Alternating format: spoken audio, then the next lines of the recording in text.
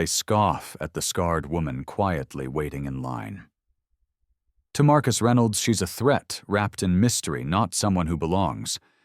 But what he doesn't know is that Lisa Hammond is no ordinary traveler. She's a decorated combat nurse carrying wounds earned saving lives others wouldn't dare approach. When a 5-star general steps forward and salutes her, the silence hits harder than any order he's ever given. Stick around. The man who mocked her, about to learn what real honor looks like. We'd love to know where in the world you're tuning in from and what time it is there. Comment below and subscribe to stay updated. Through the high-definition security monitor, Airport Security Chief Marcus Reynolds watches the scarred woman approach his checkpoint, his jaw tightening with practiced suspicion. 20 years of protecting Denver International has taught him to trust his instincts, and something about her sets off every internal alarm he's cultivated. Camera 3, zoom in on subject approaching lane 4. Marcus Reynolds commands his voice carrying that edge of authority that makes junior officers snap to attention. The woman's face fills the screen, a landscape of ridged tissue and an unusual military tattoo that makes his skin crawl. His golden badge catches the fluorescent light as he adjusts his collar, its weight reassuring against his chest. A mother clutches her child closer as the scarred woman passes, and Marcus Reynolds feels vindicated. If civilians can sense the danger, his concerns are justified. He straightens his uniform and moves toward the checkpoint, each step measured and purposeful. The security cameras whir overhead, their mechanical eyes recording what's about to unfold. "Ma'am, step aside for additional screening," he announces loud enough for nearby passengers to hear. His hand rests instinctively on his badge as she turns to face him. The security line falls, silent phones rising to record the confrontation. Something flashes in her eyes, defiance perhaps, and it only strengthens his resolve. "Is there a problem?" she asks, her voice steady, despite the growing tension. Marcus Reynolds steps closer, invading her personal space. "Your appearance has triggered multiple security protocols. We can't be too careful these days." He gestures to 2 junior officers. "Search her bags, thoroughly." The woman remains composed, but her hands tremble slightly as she watches the officers dump the contents of her carry-on onto the inspection table. A stethoscope tumbles out along with medical supplies and a military ID that one of his officers quickly snatches up. "Sir," the officer begins, but Marcus Reynolds cuts him off with a sharp gesture. "I don't care what ID she's carrying. Something's not right here, and I'm going to get to the bottom of it." He leans in, close voice, dropping to a threatening whisper. "People like you don't belong in my airport." Just then, a distinguished-looking man in a suit steps forward from the growing crowd of onlookers. "That's enough, Reynolds. You're harassing a decorated combat trauma nurse." The words hit Marcus Reynolds like a physical blow, but he maintains his stern expression. "Dr. Harrison, this is a security matter. This is Lieutenant Lisa Hammond, who saved my son's life in Kandahar." Dr. Harrison continues, his voice carrying across the now silent terminal. "She's here for a medical conference keynote speech on battlefield trauma care." Marcus Reynolds feels the first crack in his certainty as dozens of phones capture the scene. A hashtag is already forming, "Sector Security Shame." His fingers brush his badge, seeking reassurance, but for the first time in 20 years, its weight feels like a burden. Will his authority survive this challenge? Can decades of maintaining iron control withstand the scrutiny of viral justice? Standing alone at his checkpoint, Marcus Reynolds remembers his first day on the job when his mentor taught him that power meant never having to question your instincts. But as he watches the video of his confrontation being uploaded in real time, a new sensation creeps in. Doubt. Have you ever felt so certain of something? He thinks, watching Lisa Hammond gather her scattered belongings with quiet dignity. Only to realize your certainty was built on prejudice. I've spent 20 years protecting this airport. But today I wonder who's been protecting people from me. Type power check.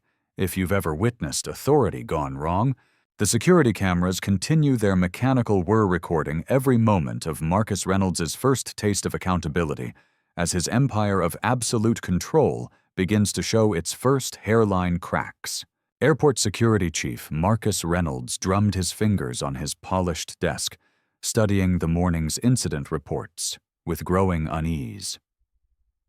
The name Lisa Hammond glared back at him from multiple complaints, each one a potential crack in his perfect system.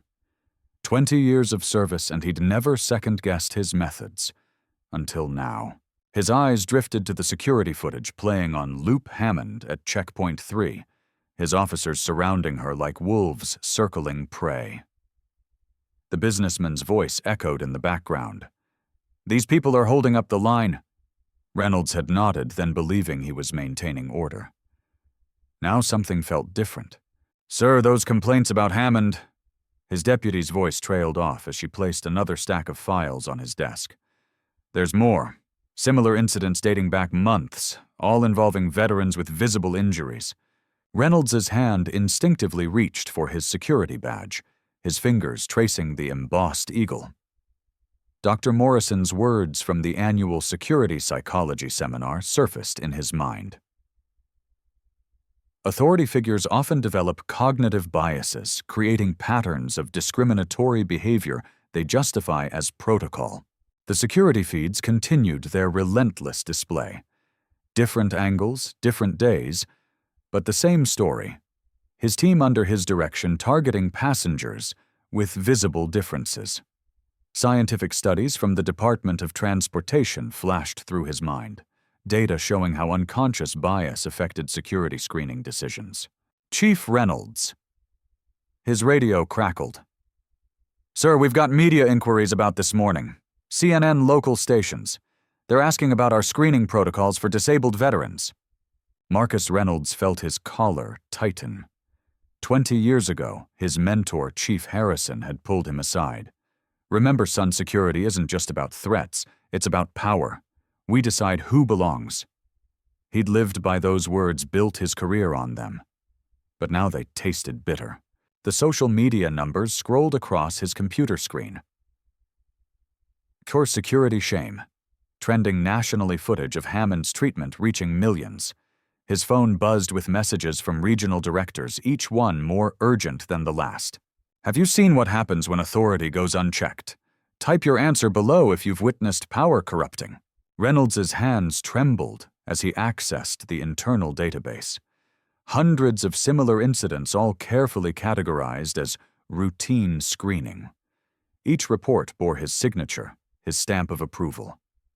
The system he'd built, the power he'd wielded. It wasn't security at all. It was control dressed in uniform and procedure. His office window offered a view of the security checkpoints below.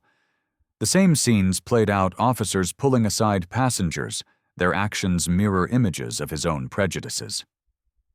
Dr. Morrison's research paper lay open on his desk. Institutional bias creates self-reinforcing cycles of discrimination, particularly in security environments. The badge felt heavier, now its weight pressing against his chest like an accusation. 20 years of believing he was protecting people when he'd really been protecting his power.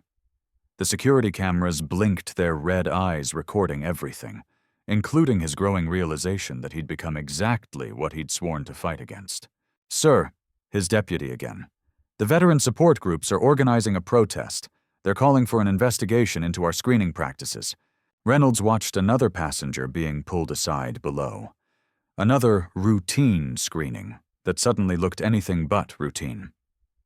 The system wasn't protecting anyone. It was perpetuating the very prejudices he'd convinced himself were necessary protocols. His computer pinged with a new alert, Internal Affairs, requesting all footage involving Hammond and similar incidents. The carefully constructed walls of his authority were beginning to crumble, and for the first time in his career, Airport Security Chief Marcus Reynolds felt genuine fear. "Have you ever realized you were part of the problem? Share your story of awakening below." Marcus Reynolds stood rigid at his command post in Denver International's security hub, watching the monitors with growing unease. His pristine chief of security badge, normally a source of pride, felt unusually heavy against his chest as social media notifications kept buzzing on his phone. The hashtag #TSA-shame was climbing, and his name was attached to every post. "Sir, CNN is requesting a statement." His assistant's voice crackled through the intercom. Marcus Reynolds dismissed it with a wave, his eyes fixed on the security footage playing on loop. Each replay showed his officers surrounding Lisa Hammond, their latex gloves stark white against their dark uniforms. The sound of those gloves snapping echoed in his memory, mixing with the whispers and camera clicks of passengers. The justified feeling of authority he'd held just hours ago was crumbling. Marcus Reynolds watched himself on screen, pointing at Hammond's scars, his voice carrying through the terminal. "Extra screening is mandatory in suspicious cases." The words that had seemed so proper then now made his stomach turn as comments flooded social media. "War hero humiliated by power-drunk TSA chief." His phone rang. Director Williams from Washington. Marcus Reynolds let it go to voicemail, instead replaying the footage where Hammond had quietly stated her military service.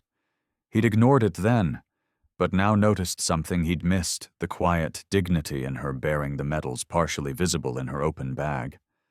The same bag he'd ordered searched 3 times. Chief Reynolds. Officer Chen appeared at his door, tablet in hand. "The medical board is reviewing the incident. They're saying her scars are documented in her military record. And sir, she's a decorated combat nurse." Marcus Reynolds felt the security cameras watching him, now their red lights blinking like judgmental eyes. The same cameras that had captured every moment of his overstep footage, now spreading across every major news network. His kingdom of control was dissolving with each new revelation. The walkie-talkie at his hip crackled to life. "Chief, protesters are gathering at Terminal B. They're wearing military uniforms." Marcus Reynolds touched his badge, once his shield of authority now feeling like a target. His reflection in the security monitor showed a man he barely recognized. Not the protective guardian of public safety he'd imagined, but something else entirely. Something the world was beginning to see clearly. Have you ever watched your certainty crumble drop one, if you've seen power blind someone to truth? Through the terminal windows, he could see news vans arriving. His phone continued buzzing. Military veterans groups, advocacy organizations, more media. Each notification chipped away at the fortress of authority he'd built over 15 years. "Sir." Officer Chen returned, hesitating. "The VA hospital where Nurse Hammond works. They're holding a press conference in an hour." Marcus Reynolds slumped in his chair, the security monitors still cycling through the footage of his mistake.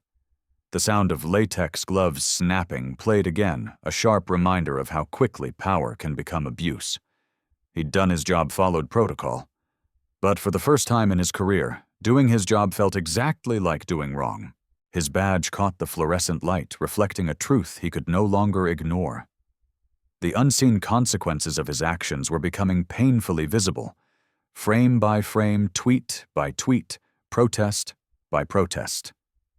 Marcus Reynolds watched his authority dissolving in real time, all because he'd confused power with righteousness. The cameras kept recording their footage, now a testament to how quickly justice can turn its lens on the powerful.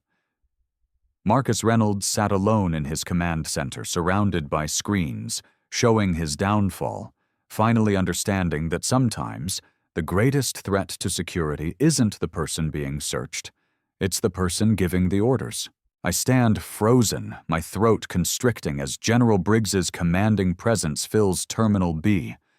My security badge, once a shield of authority, now feels like a burning brand against my chest.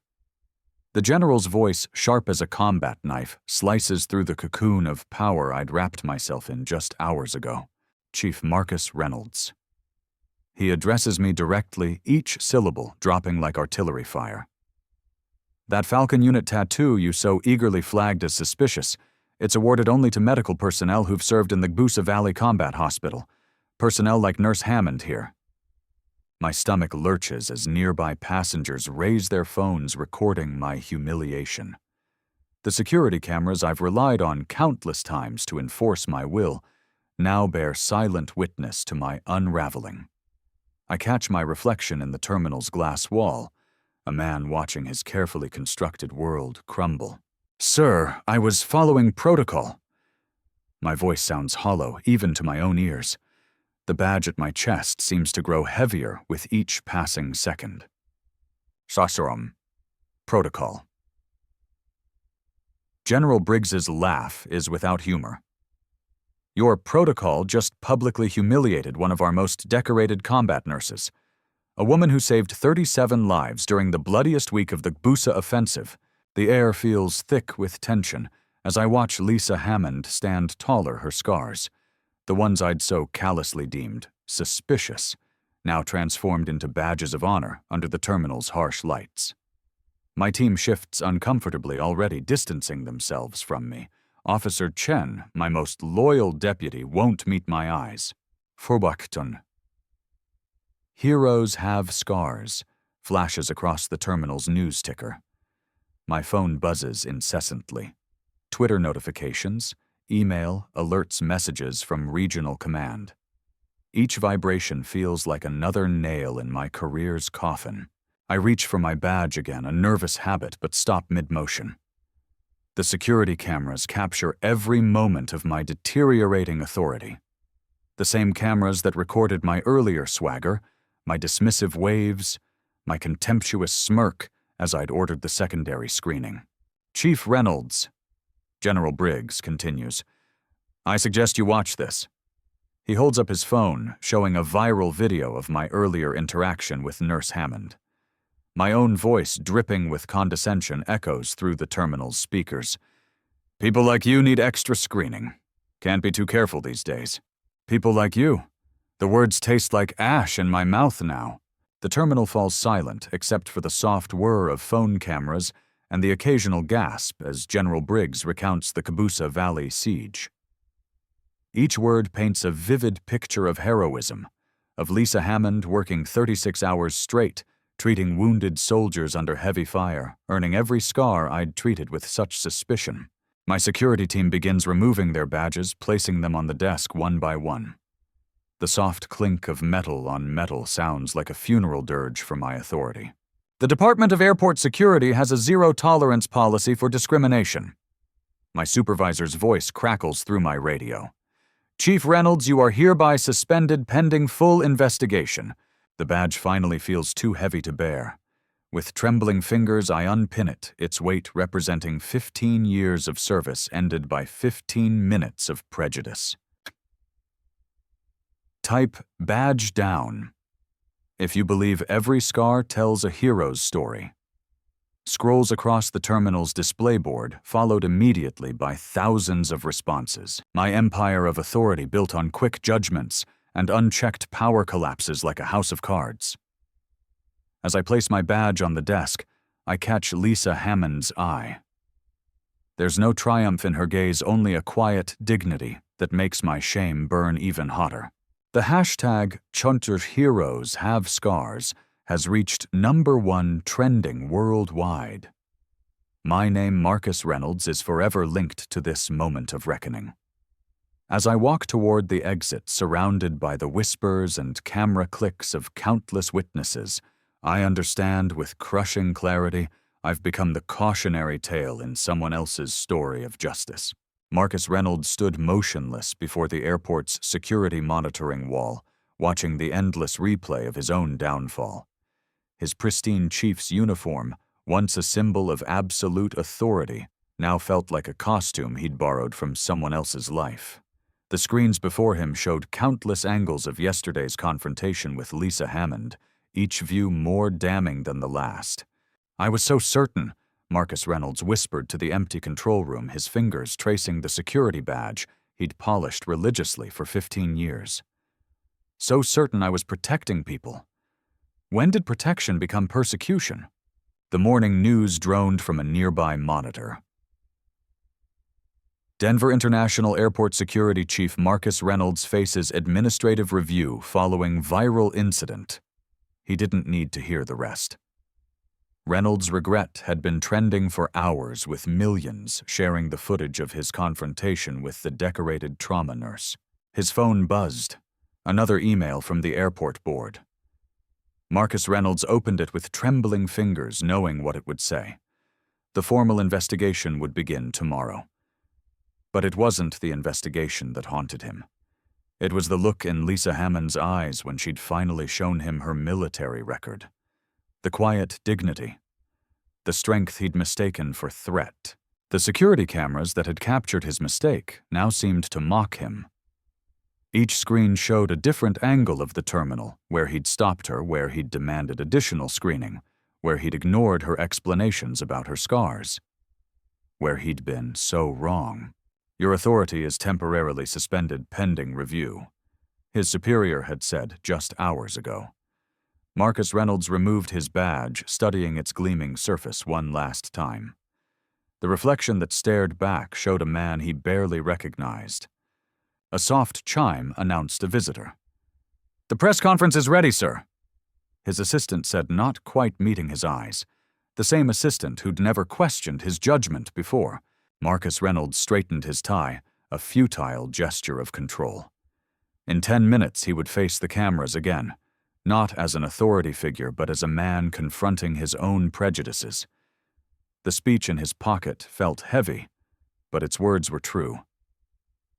"I stand before you today not as chief of security, but as someone who learned the hardest lesson of all, that sometimes those we suspect of being threats are actually heroes who have sacrificed more than we could imagine."